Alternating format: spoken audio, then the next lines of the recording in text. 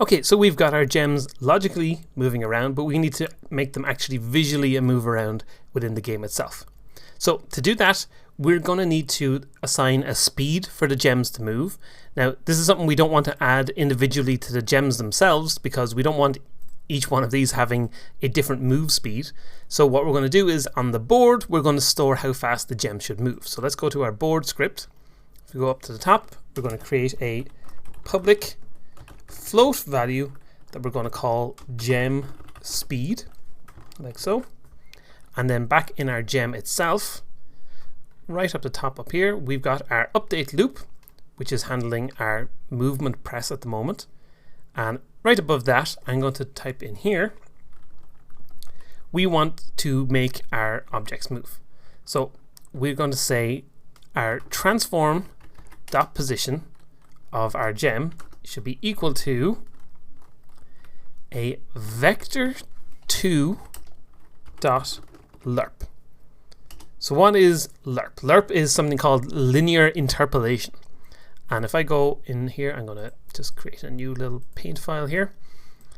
Linear interpolation is basically a way to make things move quickly between 2 points. So basically what it does, it'll say, I want to move a certain amount or a certain percentage between different values. So let's just imagine it's going to move halfway.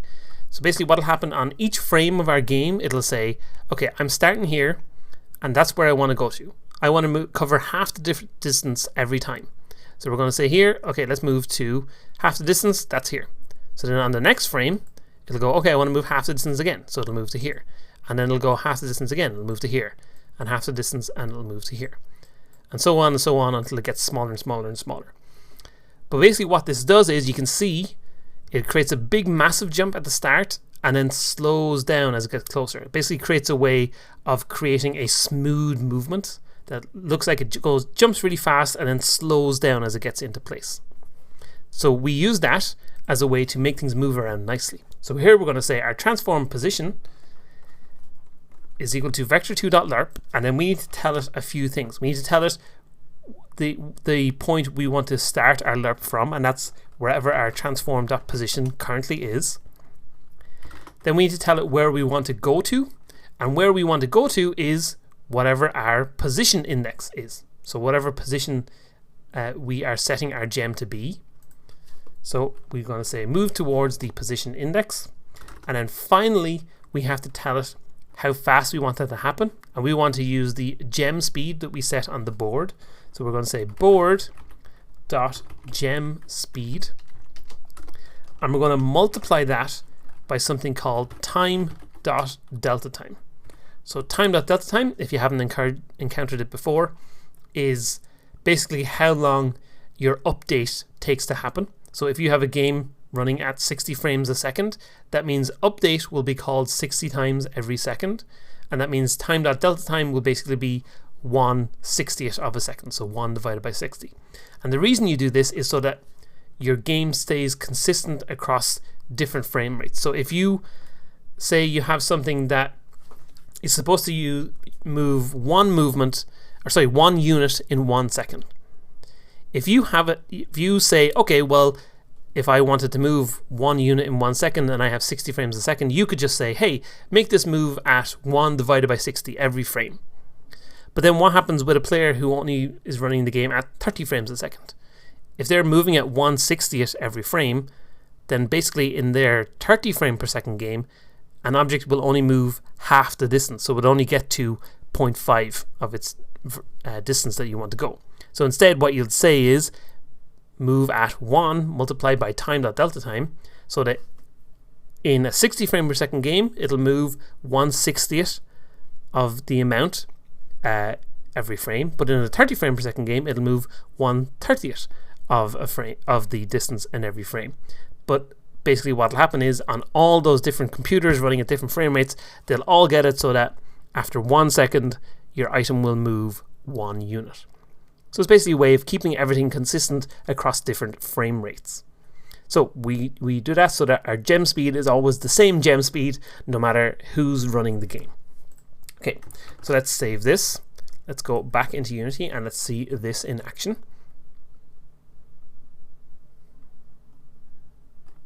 So if I go ahead and play now, and if I swap two of these around, we should get that happening, but it's not happening. Why is that not happening? I did actually save it, didn't I? 3, 5.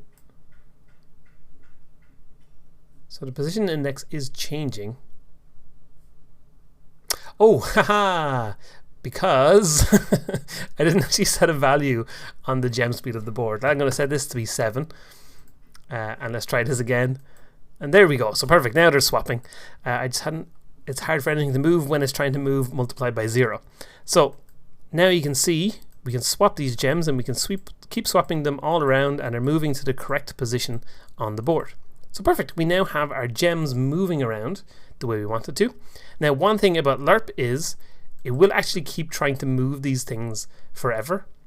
So even though it looks like they're right in position, if I swipe this down, you'll see its position slowly gets down to 0, and it's actually handling numbers really low at this point.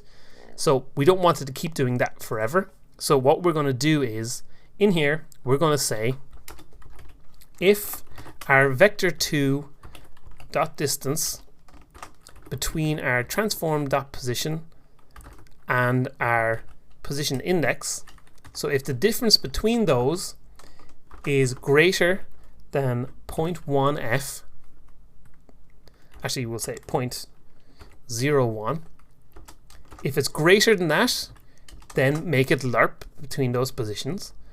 But otherwise, we're going to say just set the transform dot position to be equal to the position index. Actually, that's giving us a bit of an error because it's trying to convert an int value into a float vector tree. So we're just going to say is equal to a new vector tree of position index dot x and position index dot y, and then 0.